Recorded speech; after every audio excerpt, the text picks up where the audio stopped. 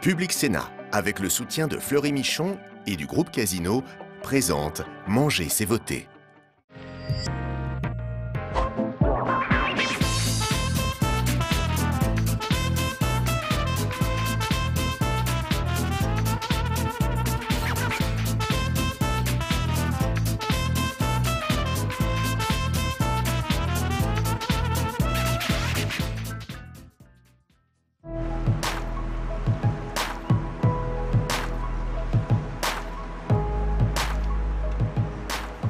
Bonjour et bienvenue pour ce nouveau Manger c'est voter qui aujourd'hui s'enracine en Touraine. Nous sommes à Tours sur le pont de Fil, comme l'appellent les Tourangeaux, en surplomb de la Loire, le fleuve royal et nonchalant qui a bercé la civilisation française, où moi-même j'ai des souvenirs d'enfance.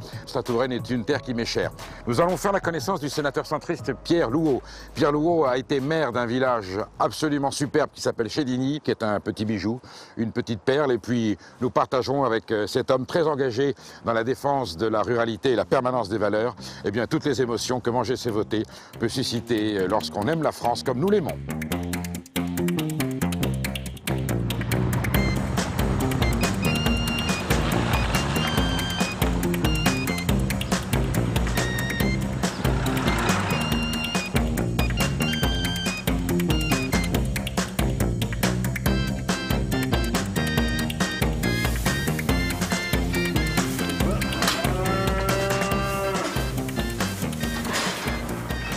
Un sénateur qui donne à manger à ses vaches la fourche à la main, c'est pas une scène courante, Pierre Louhaud.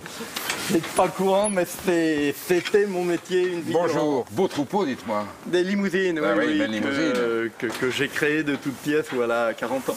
Vous êtes un paysan authentique, finalement. Oui, ce sont mes racines, effectivement. Bien sûr. Là, maintenant, depuis que je suis sénateur, je commence à prendre du recul, parce que je suis assez souvent à Paris, mais tous les samedis, dimanches, je viens quand même jeter un coup d'œil au troupeau. Mais vous avez été surtout, puisque vous n'avez pas pu garder la mairie, vous avez été maire de 1977 jusqu'à 2017, octobre 2017. Ça fait 7 mandats. Est-ce qu'on peut prendre quelques minutes pour se promener dans les rues tout près du village? d'ici, 1 kilomètre, donc voilà, on y va, presque à pied si Allez, on y vous va. voulez. On y va. Alors voilà le village de Chédigny que vous avez transformé en œuvre d'art florale et botanique. Oui, en quelque sorte. C'est vrai qu'à l'époque, j'avais 27 ans. Je voyais mon village mourir, qui avait perdu 40% de sa population après la guerre.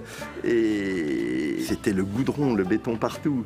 Et vraiment, ça me faisait mal. Et quand on devient maire à 27 ans, c'est parce qu'on a envie de changer les choses. Vous avez redonné une impulsion, une âme, une dynamique. Oui, très original. Et aujourd'hui, c'est 100 000 visiteurs chaque année, des passionnés de jardin vraiment, qui viennent découvrir le village.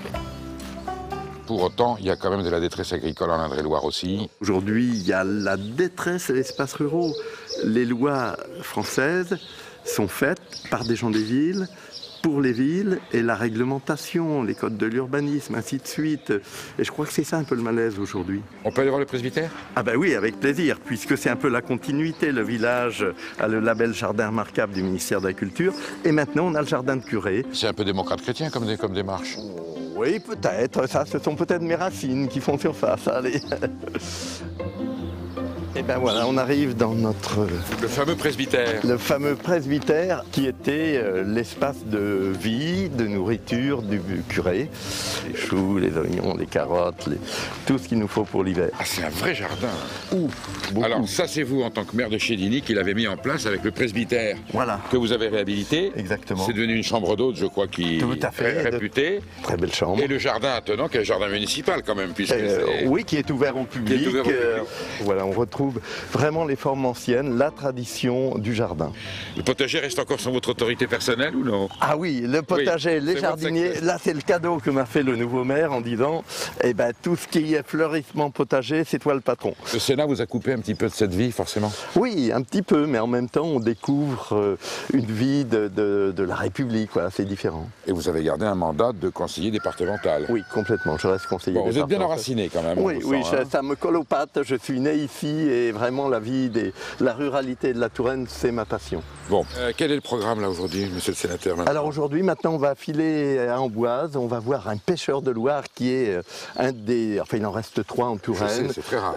Boineau, qui est vraiment un passionné, un scientifique en même temps. Magnifique. On fera un petit détour par le château peut-être sur les 5 minutes. Bien sûr, on va s'arrêter au château. Allez, on fait ça. On y va.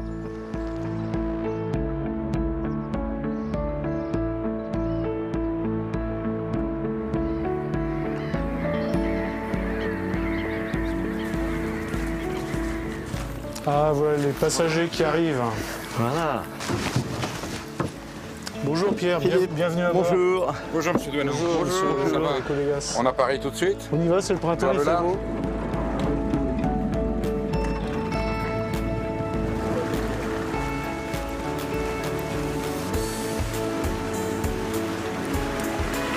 Hop là, annulé. Vous nous avez porté chance, monsieur le sénateur. Hein. Effectivement, c'est 3 beaux mulets. une belle pêche pour la journée. Et c'est un très bon poisson. Ah, j'aurais bien attrapé une alose quand même. Hein. Eh ben, il va falloir... On pourra revenir. On va revenir. Philippe Delot, ça fait combien de temps que vous faites ce métier? Je suis pêcheur en Loire depuis 1994. Vous avez vu du changement? Pour le touriste, la carte postale est toujours là, la Loire avec ses châteaux, ses paysages. En fait, quand on est naturaliste écologue, on constate quand même que les modifications sont brutales.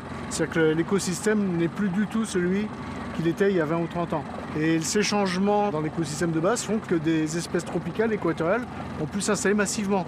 Dans les végétaux, vous avez la Jussie, par exemple, qui a envahi absolument tous les bords de rivières, qui colmate tous ces habitats. Et qui n'a rien à faire là? C'est une espèce originaire de l'Amazone.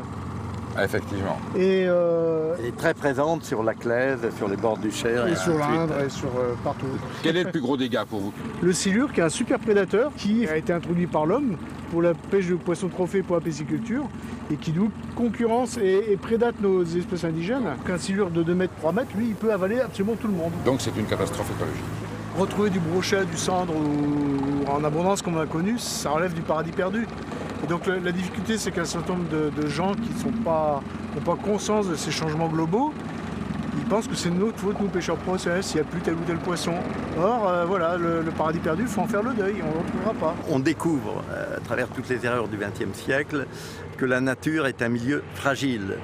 On voit très bien les écosystèmes, le plancton qui diminue, et puis des espèces invasives qui circulent facilement à travers le monde. C'est aussi le rôle des pêcheurs professionnels de surveiller ce magnifique fleuve patrimoine mondial qui a besoin, si on veut le garder, de le préserver.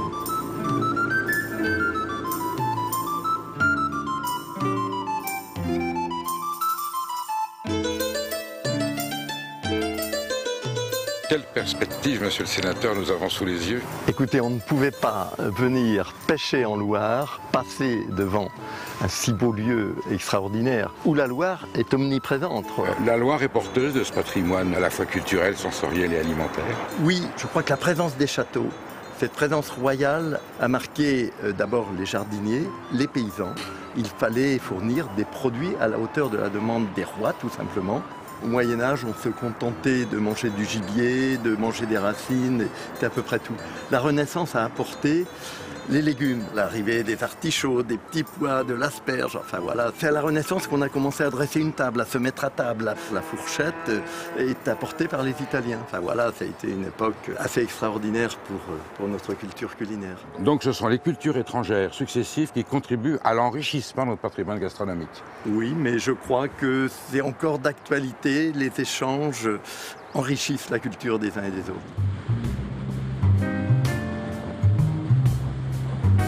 Maintenant, on va au collège de Bléré pour voir un beau restaurant scolaire. Ah oui, le lycée où le chef fait de la gastronomie pour les élèves avec des produits locaux.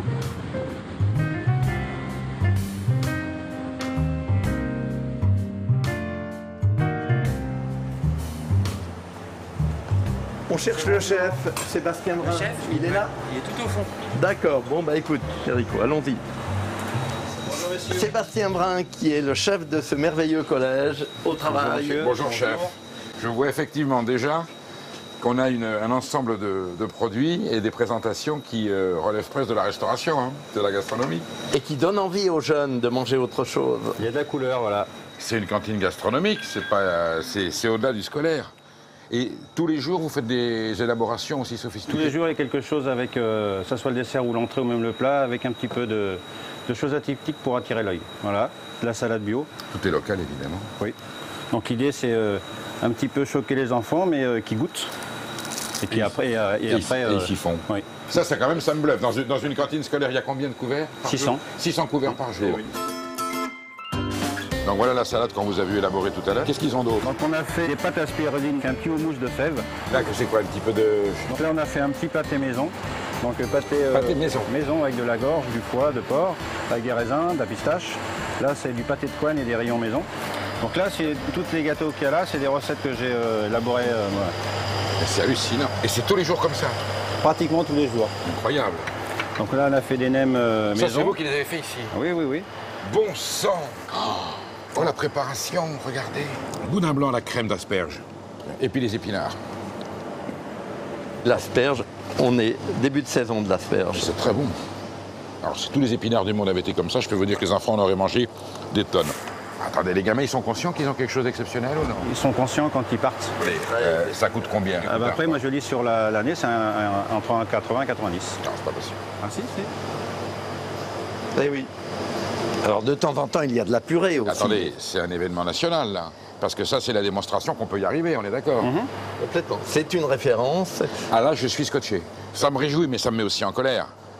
Qu'on ait autant de retard dans d'autres restaurants scolaires alors que Sébastien Brun arrive à ce genre de prouesse, c'est quand même qu'il y a malaise dans ce pays. C'est la manque de volonté, et manque de décision politique peut-être et manque de responsabilité. Il suffit d'avoir un peu de volonté politique pour accompagner, pour dire c'est bon, voilà, comment on fait la transition et comment on va vers ces produits, et c'est bon. Pourquoi il y a un petit plateau ici? C'est pour leur montrer ce qu'ils mangent. Des fois, ils ne savent pas ce que c'est qu'une carotte pourpre ou une racine de persil. Donc là, ils peuvent voir ce qu'est une racine de persil, même s'ils veulent, c'est le Val-de-Loire, donc c'est d'ici. Donc il y a une démarche qualitative et pédagogique. Eh oui.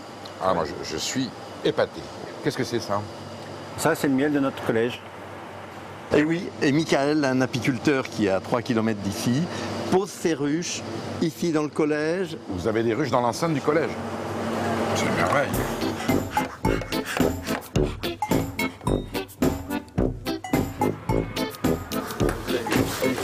Salut Michael.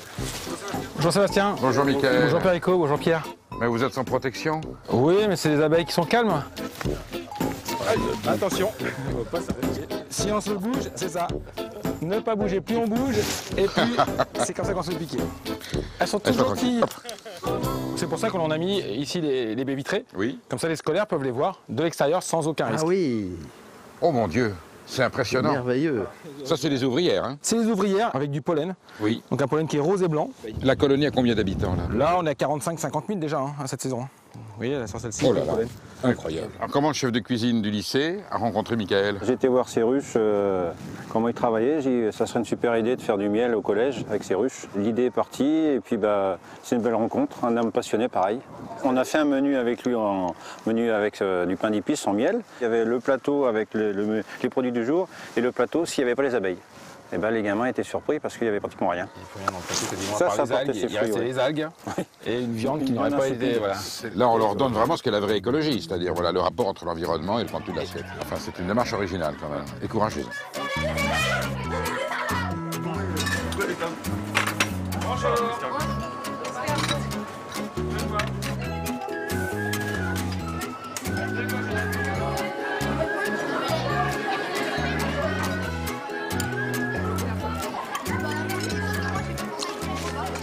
Vraiment, chef, tout est excellent. Merci. Tout ce que j'ai goûté là est superbe. Et avec un riz de veau, avec des rognons, avec voilà, c'est merveilleux. Bravo, et puis j'espère que vous ferez des petits et que d'autres chefs d'établissement auront le courage et l'intelligence de venir s'inspirer de ce que vous faites ici. Je vois ce beau yaourt, ça me dit quelque chose. On ne doit pas aller voir Madame Maurice? Ah si, on va chez Madame Maurice, on termine et on y va.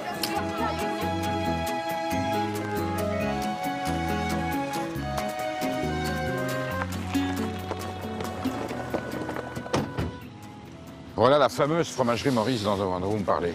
Eh oui, et c'est devenu un exemple. La famille Maurice produisait du lait seulement, il n'y arrivait plus, fin des quotas, des prix pas payés. 10 ans après, 1 800 000 yaourts produits, une douzaine de salariés, une production exemplaire, des produits de qualité. Enfin voilà, une vraie réussite. Ah ben il y en a des vaches. Bonjour messieurs. Viviane, bonjour. Bonjour. Bonjour Madame Maurice, très heureux de faire votre connaissance. Moi aussi. C'est impressionnant. Alors pas mal de Holstein, mais je vois des Jerseyaises. Des petites bêtes rousses, voilà. Il y a combien de têtes quand même 130 vaches, non, c'est lambda. Non, non, c'est un troupeau mixte, comme vous pouvez le voir. Et elles sont pas farouches, hein? Non, non. Non, non. Qu'est-ce qu'elles mangent? Alors, il y a du foin, il y a de la luzerne, voilà. Il y a du maïs, on voit le grain. Ça sent bon en plus. Oui. De l'ensilage d'herbe, des minéraux dedans. L'avantage, c'est qu'avec le robot d'alimentation, c'est toujours frais puisqu'il leur apporte au fur et à mesure qu'elles ont fini de manger. C'est quoi le robot d'alimentation? Alors, c'est le Vector qui leur prépare leur nourriture au fur et à mesure.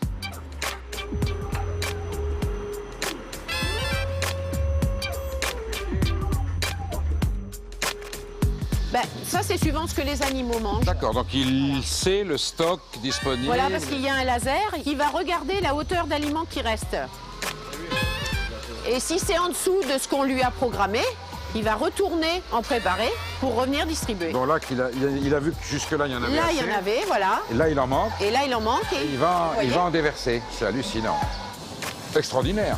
C'est super.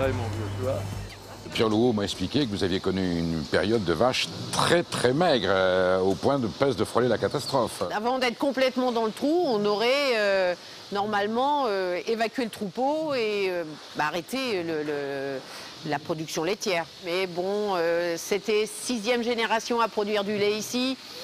Laisser tomber comme ça, mon beau-père est là, ça l'aurait foudroyé. On m'a dit que vous saviez faire du riz au lait et que c'est à partir de là que l'idée serait venue. Voilà, c'est ça.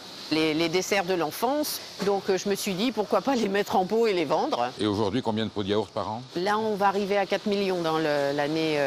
L'avenir de nos territoires, il est là. On est première région de production laitière de la région centre. Des élevages qui disparaissent énormément parce que la rentabilité n'est pas bonne. Et aujourd'hui, ben voilà, quand il n'y a pas de rentabilité pour produire de lait, l'idée c'est de transformer, ce sont les circuits courts, c'est une autre organisation de la vie. Et là, on a l'exemple. Je cite souvent pour dire à quel point cette grande agriculture française vit des malheurs, qu'il y a des gens qui se suicident, notamment dans l'élevage laitier. Et là, je vois quelqu'un qui me dit... On n'était pas au bord de se suicider, mais ça allait très mal et on a pris la vache par les cornes, si je peux. Ah bah là, oui. C'est une entreprise comme tout le monde en rêve.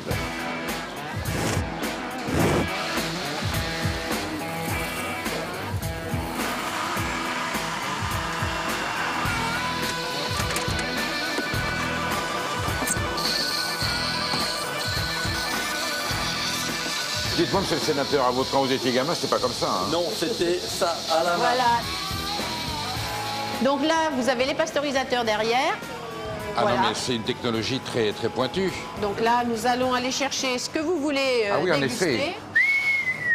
Là, tu vas pouvoir te satisfaire. Ah, dis donc, je sais pas par où. Il oui. nous reste de l'abricot, de la framboise. Alors, framboise et abricot. Framboise et abricot. Oui, aux 4 pots suffiront. Oui. De chaque, évidemment. De chaque. Voilà. Avec plaisir. Et On puis va la emmener nature. du riz au Et puis lait la pour nature, ce soir. quand On va emmener un riz au lait. Du riz au lait. Et puis un petit peu de crème, voilà. Voulez-vous goûter au flan? Un petit flan. Crème chocolat?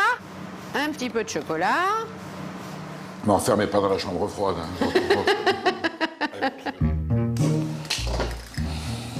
On peut y une couche de crème en plus. Ah ben oui, c'est vraiment un yaourt fermier. C'est onctueux, c'est doux. Et il y a la longueur, hein. Bah oui. Ah, on sent un bon lait. Du lait. lait Du vrai lait. Eh oui. Alors là, je goûte l'abricot. Oh la vache, c'est le cas de le dire. Et on sent bien les fruits entiers. Ah oui, oui, C'est oui. vraiment- Vous sentez bien l'abricot, vous sentez bien le... Voilà, toujours au lait entier, vanillé, une texture de flan. C'est divin. Qui a fait les recettes, là? Ça, c'est moi. C'est du vrai cacao, c'est pas... Mon Dieu, voilà. ça se voit tout de suite. Eh ben, c'est exceptionnel. Et ce qui est merveilleux, on a le vrai défi du repas hors domicile en France, où on mange en général de la merde à pas cher. Et voir que des yaourts de cette qualité arrivent à rentrer dans la restauration hors domicile, Oui. et ben pour moi c'est une grande victoire, une première. De la merde à pas cher, c'est la façon tourangelle de dénoncer la malbouffe. J'en suis tellement aimé, je vous fais la bise. Et bravo. Merci beaucoup.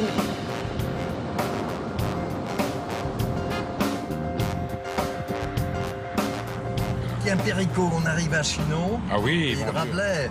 Pays de Rabelais, avec le château et ses vins. Voilà. Où est-ce qu'on m'amener maintenant, monsieur le... Alors pas très sénateur loin d'ici, chez Sylvain Brodin, qui est un maraîcher bio. On va trouver quelques légumes.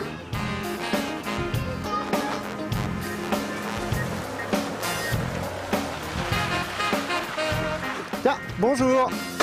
Enchanté. Bonjour. Comment ça va? Péricot les Graisses. Ah bah très bien. Là c'est ici qu'on prépare nos paniers pour les AMAP. Donc on a 5 AMAP en fait voilà, dans le nord, dans le sud de l'agglomération tourangelle. Et on est à peu près entre 80 et 100 paniers voilà, qu'on vient livrer tous les vendredis pour les consommateurs.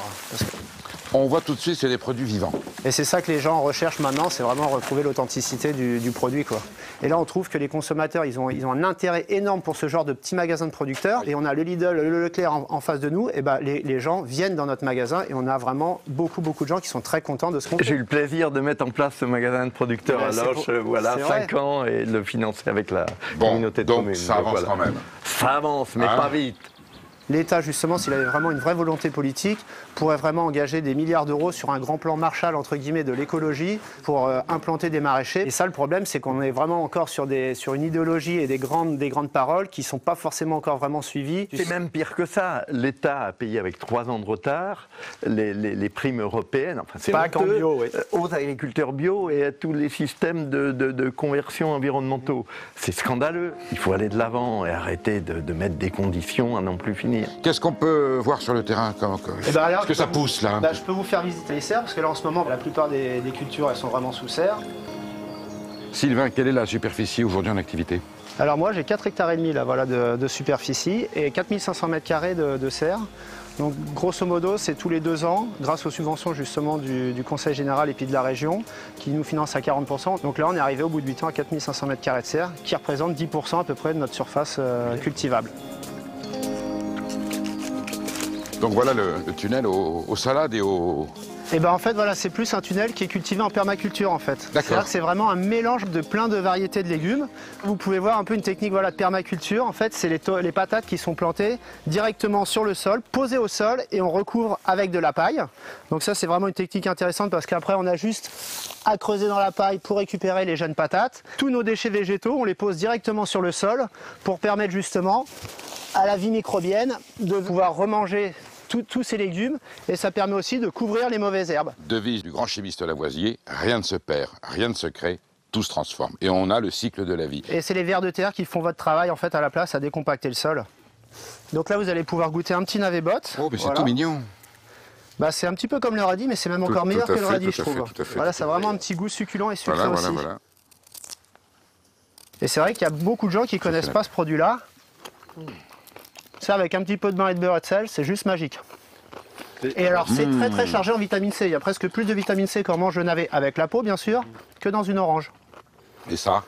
Et ça, les fans de légumes, bien sûr. Quel bonheur. Moi qui ai toujours rêvé d'être un lapin, quel bonheur. Oui, c'est vrai que c'est excellent aussi. Hein. Formidable. On vit pas dans le luxe, mais on vit bien. On commence tout juste. Alors nous, on a vécu pendant 6 ans au RSA parce que justement, voilà, on n'avait vraiment pas les moyens de pouvoir se tirer un salaire, sachant que l'argent, il fallait le réinvestir à chaque fois pour se dire, bah voilà, on va pouvoir peut-être être viable si justement on investit dans le matériel ou dans les serres. Et 8e année, là, je commence à me faire voilà, 700-800 €, donc un petit SMIC. Seul sénateur, c'est quand même des héros, des résistants et des gens qui font avancer, mais dans des conditions de difficulté quand même. Aujourd'hui, 20% d'agriculteurs dans notre département sont RSA, 800 agriculteurs. Il y en a près de la moitié qui ne gagnent pas le SMIC dans notre département. Et voilà, c'est un peu tout le problème d'une agriculture qui est quand même, qui fait vivre les gens. C'est quand même l'aliment, première nécessité, et avec des producteurs qui ne gagnent pas leur vie. C'est aujourd'hui le vrai problème. Il y a assez de place là dans le C15 ou... Dans le fond là. Bon bah messieurs. Sylvain, bravo. Merci, Je vous souhaite une bonne fin de journée. Au revoir. Merci.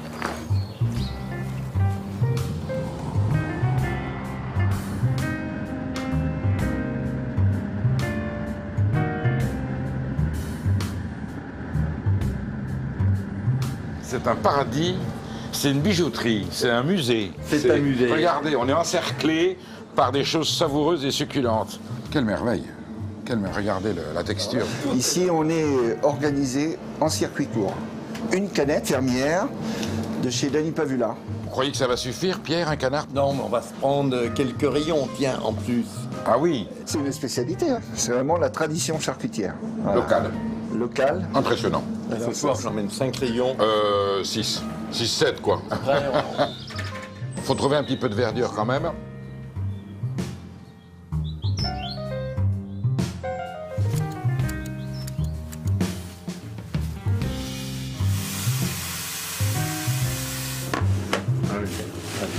Vous avez l'occasion de faire de la cuisine de temps en temps? J'aime bien faire la cuisine, j'aime bien faire une bûchette, j'aime bien une soupe d'ortie. En fait. Soupe d'ortie. Et ça ne pique pas la bouche?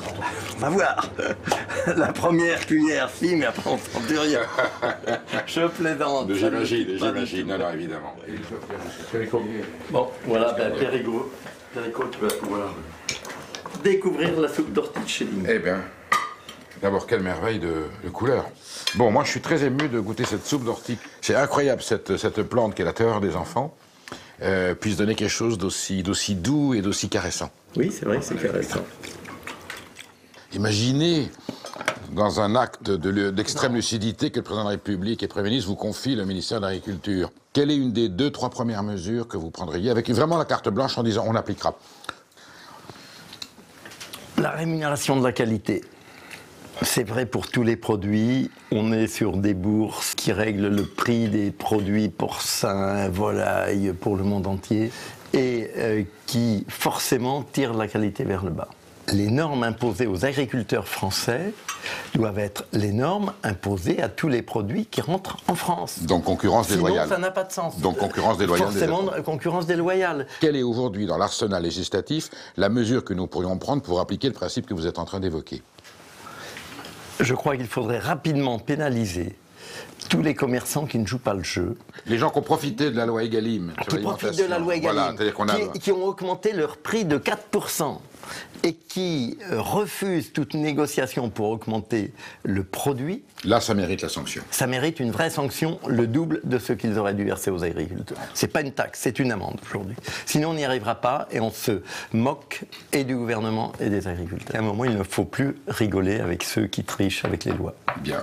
Voilà. Eh bien, écoutez, je ne serai pas venu pour rien en Indre-et-Loire et vos propos rentrent en tout cas dans l'esprit de cette émission, Manger c'est voter, comment le citoyen peut se réapproprier son alimentation et faire en sorte que nos paysans puissent continuer à vivre de leur travail avec une juste rétribution. Et si on veut en plus que ces produits de qualité restent en France, parce qu'aujourd'hui on exporte nos bons produits et on importe la merde, c'est quand même un vrai problème. Je n'en dirai pas davantage.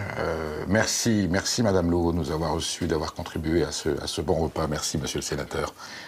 Quant à moi, je vous donne rendez-vous pour un prochain Manger c'est voter qui sera tout aussi intense et tout aussi riche en émotions et en bonheur de rencontrer des gens merveilleux.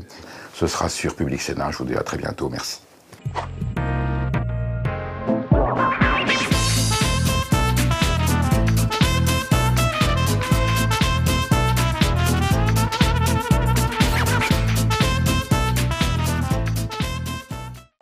Public Sénat, avec le soutien de Fleury Michon et du groupe Casino, vous a présenté Manger c'est voter.